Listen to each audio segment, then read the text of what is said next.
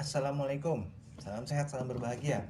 Jumpa lagi dengan saya Hafaz. Kita kembali membaca Harry Potter dan Tawanan Azkaban, Harry Potter tahun ketiga.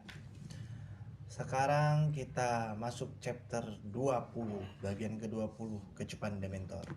Sebelum saya baca, saya mohon maaf bila ada kesalahan dalam membaca istilah, nama tempat, ataupun segala hal yang saya salah baca baik dalam bahasa asing maupun dalam bahasa Indonesia, ataupun kesalahan saya dalam menjeda kalimat. Mohon maaf sebelumnya. Tapi saya harap semoga menghibur, semoga memuaskan para pendengar. Oke, bismillah. Kecupan Dementor.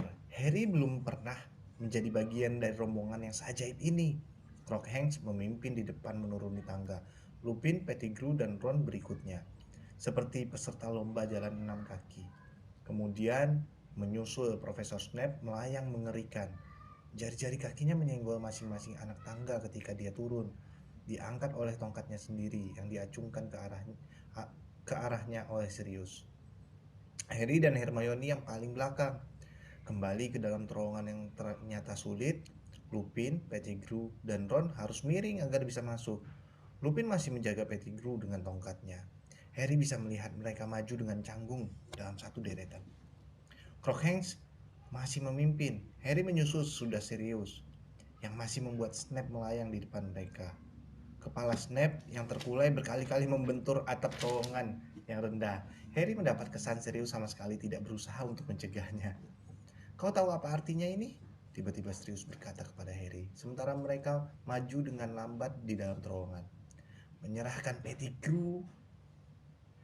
Kau bebas, kata Harry. Ya, kata Sirius. Tapi aku juga. Aku tak tahu apakah ada yang pernah memberitahumu aku walimu. Oh ya, yeah. Aku tahu itu, kata Harry. Orang tuamu nunjukku sebagai walimu, kata Sirius kaku. Jika terjadi sesuatu pada mereka, Harry menunggu. Apakah yang dimaksud Sirius sama seperti yang diduganya? Aku akan maklum, tentu saja. Kalau kau ingin tetap tinggal bersama paman dan bibimu, kata Sirius. Tapi ya, pikirkanlah, begitu namaku sudah dibersihkan, kalau kau menginginkannya, rumah yang lain. Semacam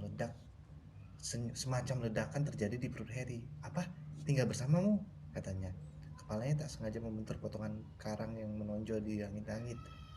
Meninggalkan keluarga Dursley? Tentu saja. Sudah kuduga kau tak akan mau, kata Sirius cepat-cepat. Aku maklum. Cuma kupikir aku... Kau gila, kata Harry. Suaranya sama paraunya dengan Sirius. Tentu saja aku ingin meninggalkan keluarga Dursley. Apakah kau punya rumah? Kapan aku bisa pindah? Sirius mendadak berbalik untuk memandang Harry. Kepala Snape menggesek langit-langit terowongan, yang tetapi tampaknya Sirius tak peduli. Kau mau? Katanya. Sungguh? Ya, aku mau sekali, kata Harry. Wajah cekung pucat Sirius dihiasi senyuman. Senyum cerah pertama yang dilihat Harry. Senyum itu membawa perubahan yang mengejutkan seakan orang yang 10 tahun lebih muda keluar menembus topeng kaku yang menutupi wajahnya. Sesaat, dia bisa dikenali sebagai orang yang tertawa pada perkawinan orang tua Harry. Mereka tidak bicara lagi sampai tiba di ujung terowongan. Crookshanks melesat lebih dahulu. Jelas, dia sudah menekan kaki depannya ke tonjolan di batang pohon. Karena Lupin, Pettigrew, dan Ron memanjat keluar tanpa disambut bunyi pukulan dahan-dahan yang galak. Sirius membiarkan Snape keluar dari lubang terlebih dahulu, kemudian menepi agar Harry dan Hermione bisa lewat. Akhirnya, semua sudah keluar. Halaman kastil sekarang gelap gulita. Satu-satunya penerangan hanyalah berasal dari jendela-jendela kastil dari kejauhan. Tanpa kata mereka bergerak. Napas Pettigrew masih mendesah-desah. Dan kadang-kadang dia merengek. Pikiran Harry berdengung. Dia akan meninggalkan keluarga Dursley. Dia akan tinggal bersama Sirius Black, sahabat karib orang tuanya. Dia merasa melayang. Apa yang akan terjadi kalau dia memberitahu keluarga Dursley?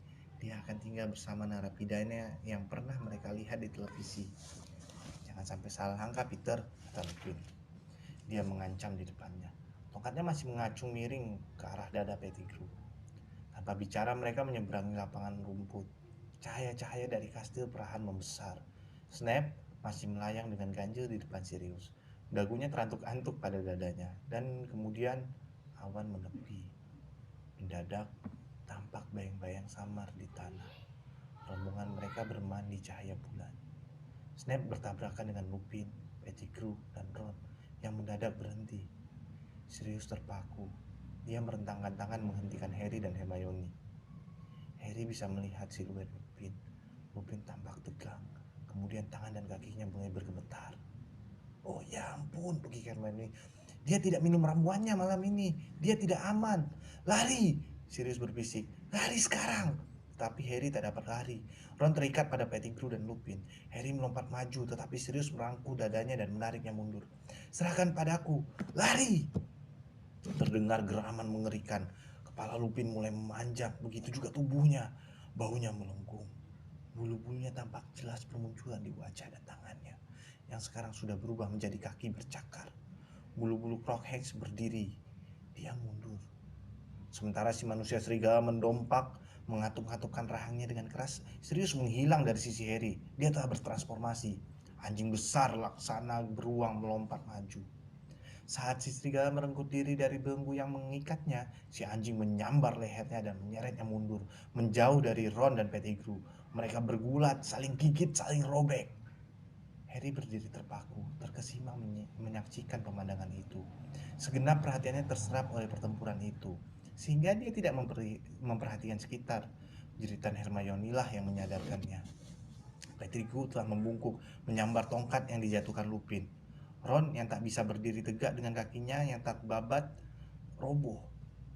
Terdengar letusan, semburan cahaya, dan Ron terbaring tak bergerak. Letusan lagi. Crookshanks terpental ke udara dan jatuh terpuruk di tanah. Expelliarmus! Teriak Harry mengacungkan tongkatnya sendiri ke arah Pettigrew. Tongkat Lupin meluncur tinggi ke udara dan lenyap dari pandangan. Tetap di tempatmu! Teriak Harry berlari maju. Terlambat, Pettigrew sudah bertransformasi. Harry melihat ekornya yang gundul mengibas lolos dari belenggu di tangan Ron yang terjulur. Dan mendengar bunyi berkeresak terburu-buru menerobos rumputan. Terdengar lorongan dan geraman. Harry menoleh dan melihat si serigala kabur berlari ke arah hutan. Sirius, dia kabur. Pettigrew bertransformasi, teriak Harry. Sirius berdarah-darah. Ada torehan menganga di moncong dan punggungnya.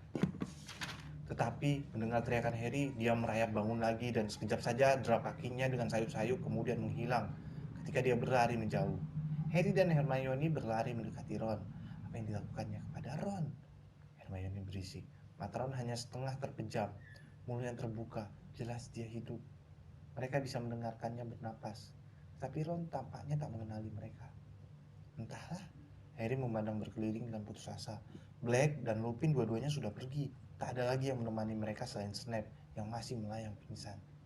Sebaiknya kita bawa mereka ke kastil dan memberitahu seseorang, kata Harry, menyibak rambut dari matanya berusaha berpikir jernih. Ayo. Tetapi dari dalam kegelapan mereka mendengar dengking anjing kesakitan. Sirius, gumam Harry memandang ke dalam kegelapan. Sesaat dia sangsi, tetapi tak ada lagi yang bisa mereka lakukan untuk Ron saat itu. Dan kedengarannya Black sedang dalam kesulitan. Harry berlari, Hermione di belakangnya. Dengkingan itu rasanya datang dari arah danau. Mereka menuju arah bunyi itu dan Harry yang berlari kencang merasakan hawa dingin tanpa menyadari apa artinya. Dengkingan anjing mendadak berhenti.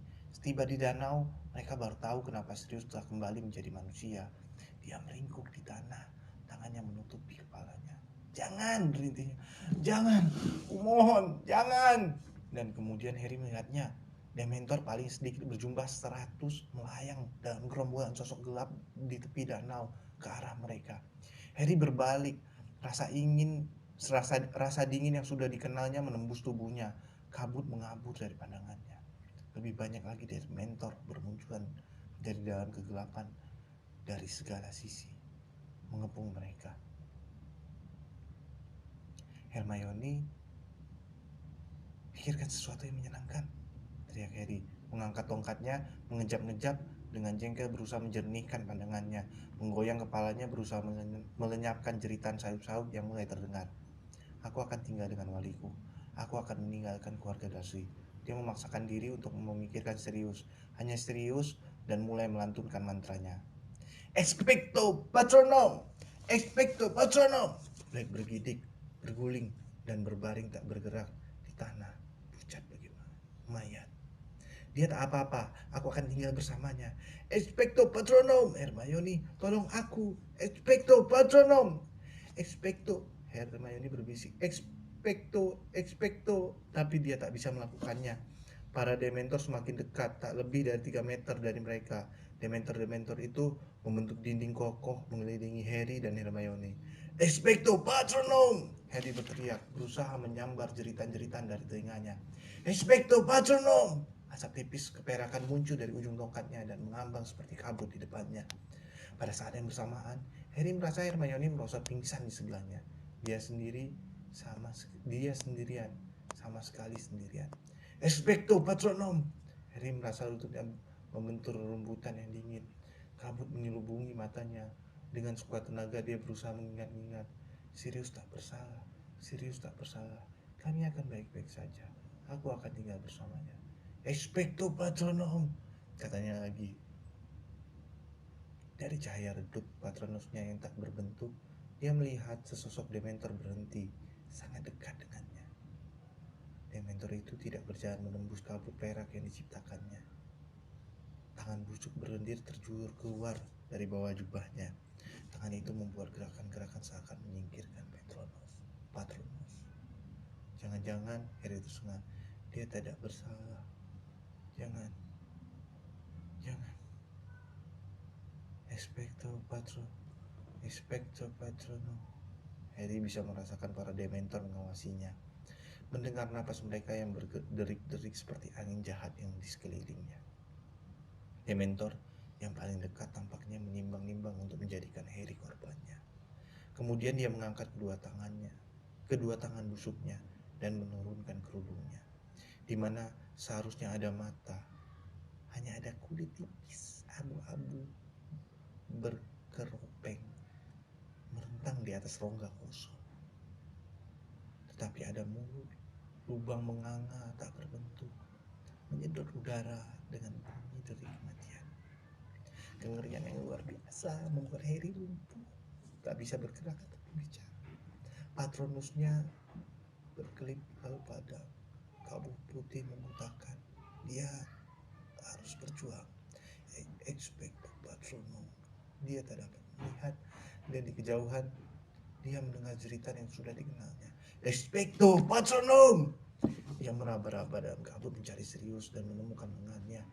Mereka tak akan mengambil Sirius.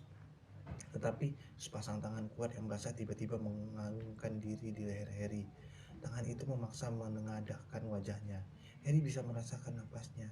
Dementor itu akan membinasakannya lebih dahulu. Dia bisa merasakan napasnya yang busuk. Ibu jarinya menjerit di telinganya. Itu akan menjadi jeritan terakhir yang didengarnya. Ibunya menjerit di telinganya. Itu akan menjadi jeritan terakhir yang didengarnya. Dan kemudian menembus kabut yang menenggelamkannya, dia mengira dia melihat cahaya keperakan yang makin lama makin cemerlang. Dia merasa jatuh di rumputan, tertelungkup, terlalu lemah untuk bergerak, mual, dan gemetar. Harry membuka matanya. Cahaya menyilaukan menerangi rerumputan di sekitar Harry. Jeritan-jeritan telah berhenti. Hawa dingin mulai menyingkir. Ada yang menahan para Dementor, mengelilingi Harry dan Sirius serta Hermione. Bunyi derik dan sedotan para Dementor mulai sayup-sayup. Mereka pergi. Udara kembali hangat. Dengan sisa-sisa tenaganya, Harry mengangkat kepalanya beberapa senti dan melihat seekor binatang di tengah cahaya berlari menuju danau. Dengan mata kabur kena keringat, Harry berusaha menyimpulkan binatang apa itu. Binatang itu bercahaya seperti unicorn. Berusaha keras untuk tetap sadar, Harry melihatnya berhenti ketika tiba di tepi seberang. Sekejap, Harry melihat dalam terang cahayanya ada orang yang menyambutnya. Orang itu mengangkat tangannya membelai si binatang. Orang itu serasa dikenalnya. Tapi tak mungkin. Harry tak mengerti. Dia tak bisa berpikir lagi. Dia merasakan sisa kekuatannya meninggalkannya dan kepalanya membentur tanah ketika dia pingsan. Itu akhir dari chapter 20.